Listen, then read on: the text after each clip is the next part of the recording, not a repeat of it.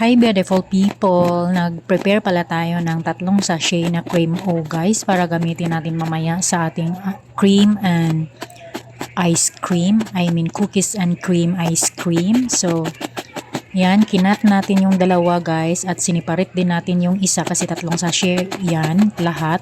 Yung isa siniparit natin para sa ating toppings mamaya. At yung dalawa naman, 2 sachet ay para i-mix natin yan sa ating mixture mamaya.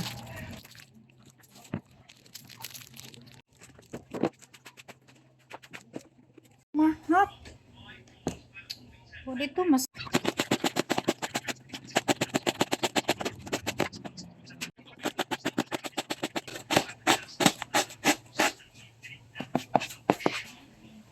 Hello beautiful people, gagawa pala tayo ng ice cream, cookies and cream ang gagawin natin ngayon guys kasi since hindi pa dumating yung aking Lara na in-order, Lara mixture, ito lang muna. So gumamit tayo ng 1 can na chilled cream densada at isang all-purpose cream.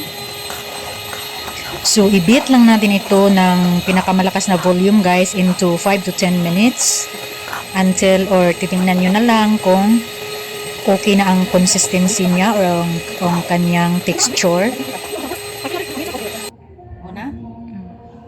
So, dinagdagan ko ng 1 kutsarang condensed guys to taste.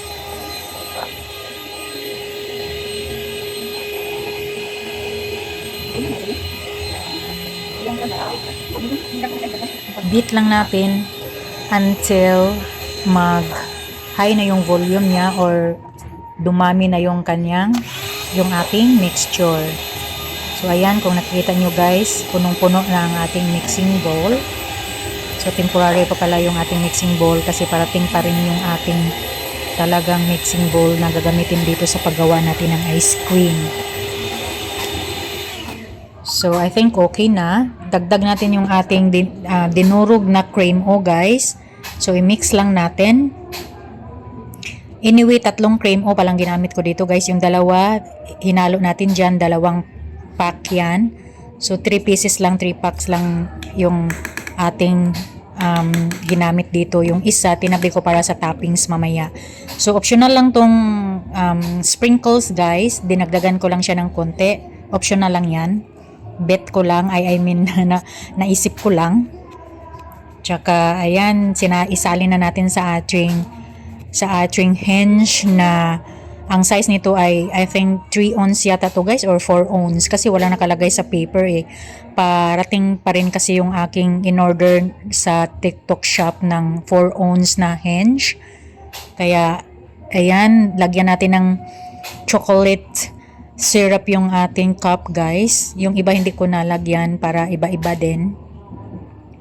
So yung parating ko palang Lara mixture is masarap yun guys kasi OB yung ating flavor na in order. At saka ayan, naglalagay na tayo ng toppings guys, yung dinurog natin na cream So anyway, dinagdagan ko rin ng marshmallow yan for toppings as toppings natin guys, optional lang din yan.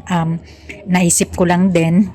So mag-costing lang ako mamaya guys kung magkano ang benta natin dito. Ayan, tinakpan na natin isa-isa at nakagawa ako ng 13 pieces, 13 cups, 13 pieces na sa ating hinge cup.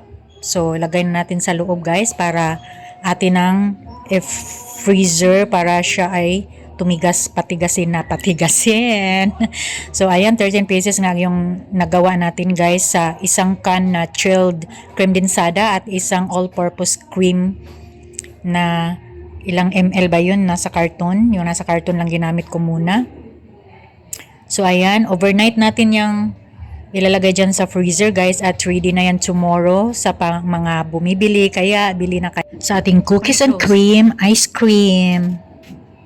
Bye!